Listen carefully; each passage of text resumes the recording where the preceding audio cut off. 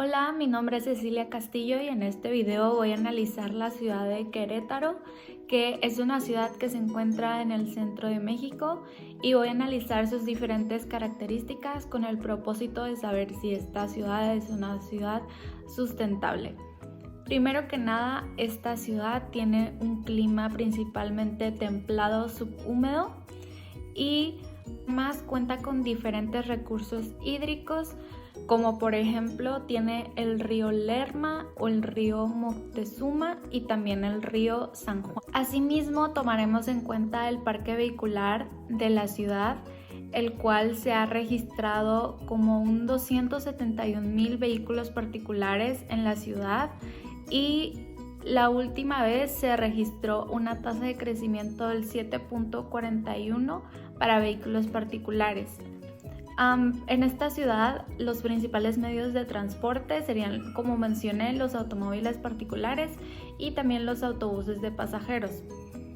En esta ciudad hay un número de habitantes de 1,5 millones de personas, y de esos millones de personas, el 72.3% de la población de 15 años o más tiene la educación básica completa, dejando al restante pues siendo personas que no tienen la educación completa o no pueden escribir o leer.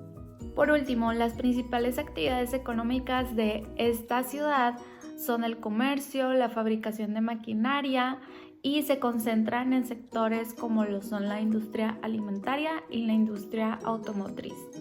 Por otro lado, la tasa de desempleo registrada en este año fue del 6.53%, siendo de las más altas del país, y el PIB de la ciudad es del 5.5%.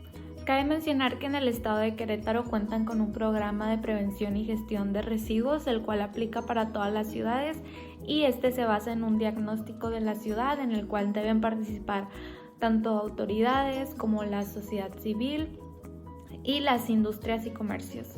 Este programa cuenta con políticas tales como el fomento de la economía circular, el fortalecimiento institucional y el manejo integral de residuos sólidos urbanos y residuos de manejo especial. Además, para poder evaluar la ciudad se tomó en cuenta la cantidad de emisiones de CO2 equivalente por el uso tanto de electricidad como de gasolina.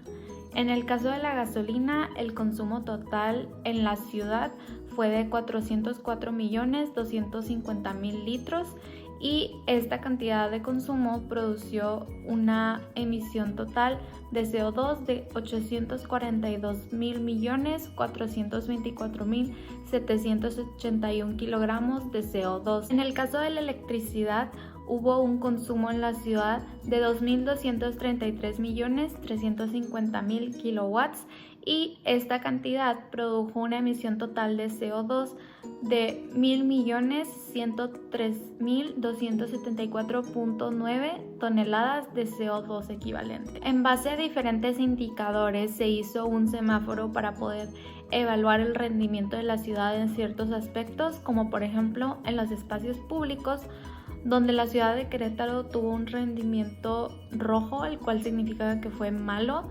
En la educación y los espacios verdes tuvo una calificación del semáforo amarillo, lo cual significa regular, pero sin embargo en el caso de la calidad del agua tuvo un semáforo verde, lo cual quiere decir que fue un rendimiento bueno. Asimismo, tanto en el caso de fuentes de energía alterna, sustentabilidad urbana económica e incentivos fiscales, tuvo también una calificación de semáforo amarillo. Y por último, en el caso del factor de gobiernos locales, tuvo un semáforo verde. Si tomamos en cuenta todos los datos recopilados de la ciudad de Querétaro, podemos inferir que en realidad la ciudad no es una ciudad muy sustentable. En el semáforo se puede observar que la mayor parte de los factores son amarillos, lo cual quiere decir que es un desempeño regular.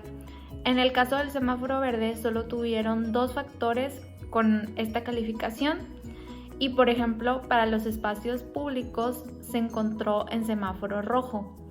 Sin embargo, a pesar de haber mostrado un desempeño mayormente regular, la ciudad tiene potencial para convertirse en una ciudad sustentable, ya que actualmente están generando y desarrollando proyectos para poder lograr este objetivo a largo plazo.